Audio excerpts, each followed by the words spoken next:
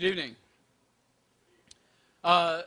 Tonight is a special night for me. I apologize for imposing upon you with a relatively lengthy patter, but I've been working for the last 9 years on a single poem, very short poem, one poem. And through a process of encipherment, in the same way you might translate a text into semaphore or Morse code, I've been trying to figure out how to write a poem in such a way that I could actually translate it into a sequence of genetic nucleotides. That I would translate my poem into a gene sequence, and with the assistance of a laboratory, I would actually build that gene in a lab and implant it into a bacterium, replacing part of its genetic code with my poem, so that the organism would in fact become the living embodiment of my text. That organism would in fact be my poem. Now, I would write this poem in such a way that it would in fact cause the organism to interpret my poem as a set of instructions for producing a protein. That's what genetic codes do. I would actually cause that organism to respond to my poem by forcing it to produce a protein which, according to my original chemical cipher, would be itself yet another poem. I'm effectively trying to genetically engineer an organism so that it would not only be an archive for storing my poem, it would in fact become a machine for writing a poem in response. Now, the punchline to this particular joke is that in fact the organism I've selected for this particular project is a bacterium called Deinococcus radiodurans, a very old organism, a bacterium that is capable of repairing its own genome so quickly that it does not evolve. It is in fact the way it was when it first appeared on the planet billions of years ago. It has not changed significantly because it is capable of repairing its own genome. Consequently, it makes a very durable archive for storing a poem. Moreover, this organism is capable of surviving in all kinds of extremes of environmental duress. It can survive extremes of heat and cold and desiccation. You can scorch it, freeze it, dry it out, and it will continue to live. You can expose it to the open vacuum of outer space, and the organism continues to live. You can even blast it with 1,000 times the dosage of gamma radiation that would instantly kill a human being, and it continues to live. This organism is considered one of the most unkillable bacteria on the planet. Now, by storing a poem within this particular organism, I would effectively be writing a book that, except perhaps for the Pioneer probes or the Voyager probes, would be one of the few human artifacts to outlast terrestrial civilization, and it could be a book that would be on the planet Earth when the sun explodes. Now, I've been working on this project for the last 9 years to actually genetically engineer an organism to become a poet.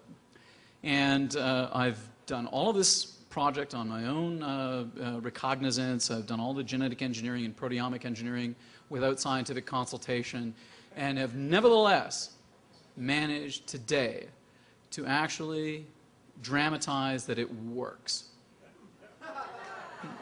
Today I found out from the laboratory that my test runs on the organism E. coli work, that this genetically engineered poem will actually cause an organism to write a poem in response.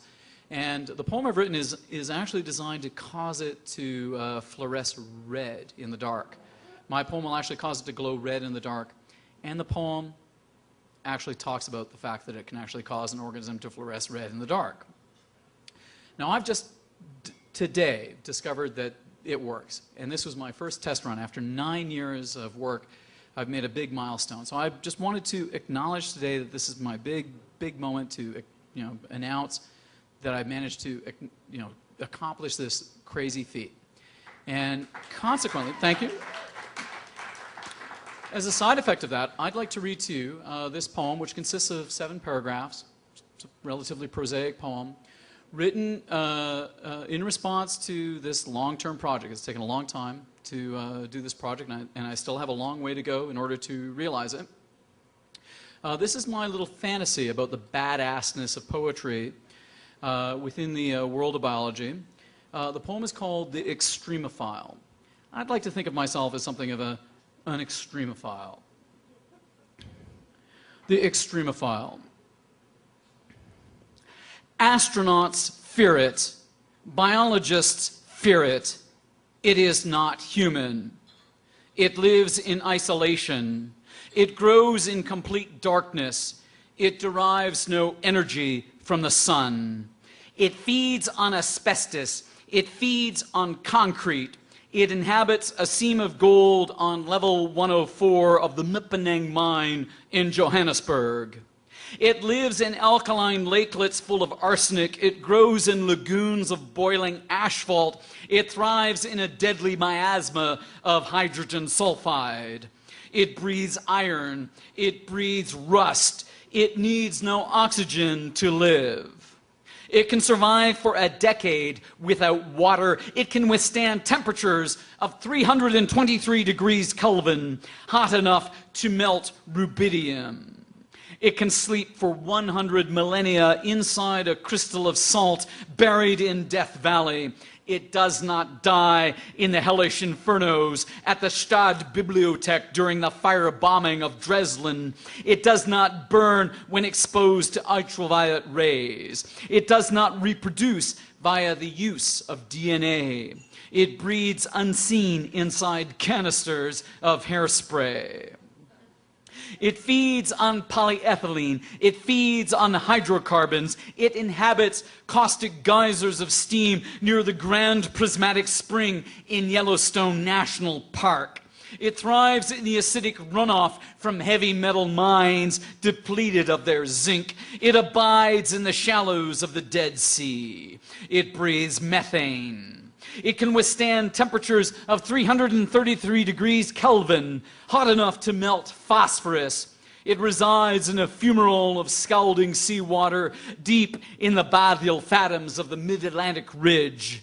It can endure pressures equivalent to 45 tons of force per square inch, 6 times greater than the pressure at the nadir of the ocean, 1/16 of the pressure required to crush graphite into diamond. It lives in the muck at the bottom of the Mariana Trench.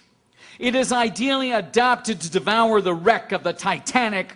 It does not die during its own immolation in the Nazi bonfires at the Opernplatz in Berlin. It eats jet fuel. It feeds on nylon byproducts. It feeds on stainless steel. It inhabits an extinct volcano in the Zurich waste of the Atacama Desert, where the rain falls only once per century. It dwells in a tide pool of battery acid. It blooms in a barren salina 10 times saltier than the sea. It breathes hydrogen. It resides inside micropores of super dense granite crushed down 3,000 meters below the bedrock of the earth. It can withstand temperatures of 343 degrees Kelvin, hotter than the flashpoint of aerosolized kerosene. It is ideally adapted to devour the rubber tubing in the engines of the F-22 Raptor. It does not die in the explosion that disintegrates the Space Shuttle Columbia during orbital re-entry. It does not die among the tornadoes of hellfire raging unchecked in the oils of Kuwait during the Persian Gulf War. It gorges on plumes of petroleum venting from the wellhead of the deep water horizon. It eats arsenic. It eats uranium. It resides inside the core of reactor number 4 at Chernobyl. It thrives in the topsoil of battlefields contaminated with toxic doses of lead. It thrives in hydrochloric acid. It can withstand temperatures of 373 degrees Kelvin, hot enough to boil the water in its own cells. It is ideally adapted to dwell inside the steel drums of radioactive waste, now entombed at the Yucca Mountain Repository. It lives in the stratosphere. It can survive exposure to the vacuum of outer space. It can survive the effects of G-forces more than 2,000 times greater than the surface gravity of the Earth. It is the only known organism capable of exceeding speeds of Mach 1. It does not die in the furnaces reserved for the satanic verses after the fatwa issued by the Ayatollah of Iran. It can, in fact, repair damage to its own genome so fast that its DNA never mutates It never changes. It never evolves. It devours plutonium. It can endure long-term exposure to acids that eat away at human flesh. It can withstand temperatures of 383 degrees Kelvin, hotter than the polar zones on the planet Mercury. It can hibernate for 500 millennia in the core of a snowflake deep beneath the permafrost of Siberia. It awaits discovery in the abyssal fathoms of Lake Vostok, 4,000 meters below the ice of Antarctica.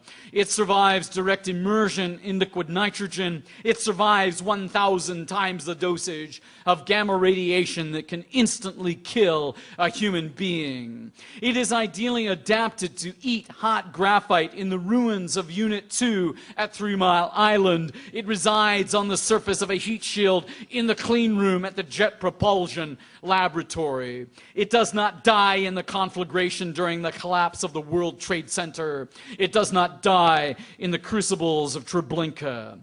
It resides in a soda lake whose pH level equals the alkalinity of lye. It can survive superheated blasts of steam for 10 hours inside autoclaves used to disinfect surgical scalpels. It can withstand temperatures of 393 degrees Kelvin, hot enough to melt sulfur. It can lie dormant for 40 million years, hibernating inside the gut of a honeybee shrouded in a jewel of amber. It evades its predators by hiding in the firmware of the Intel Pentium 3 microchip. It propagates itself through the use of networked computers. It can survive direct blasts of cosmic rays from solar flares. It is, in fact, the only known organism to survive being shot point blank by the proton beam in a U-70 synchrotron. It does not die in the incineration of Hiroshima. It does not die in the planetary firestorm after the impact of the Chicxulub meteor. It does not die. It survives. It persists. It resides inside the robot scoop of the Viking 1 lander during tests for perchlorates on Mars. It can live through exposure to supercoolant temperatures at the brink of absolute zero. It can hibernate for 250 million years, living as a spore encased in a halite nodule found in the caverns of Carlsbad. It can withstand temperatures of 423 degrees Kelvin, hotter than the nose cone of the Concorde in supersonic flight. It can endure multiple meteor impacts. It can endure multiple atomic attacks. It lives nowhere on Earth except in one petri dish of agar locked in a fridge at a level 4 biocontainment facility. It awaits your experiments. It is totally inhuman. It does not love you. It does not need you. It does not even know that you exist. It is invincible. It is unkillable. It has lived through 5 mass extinctions. It is the only known organism to have ever lived on the moon. Thank you.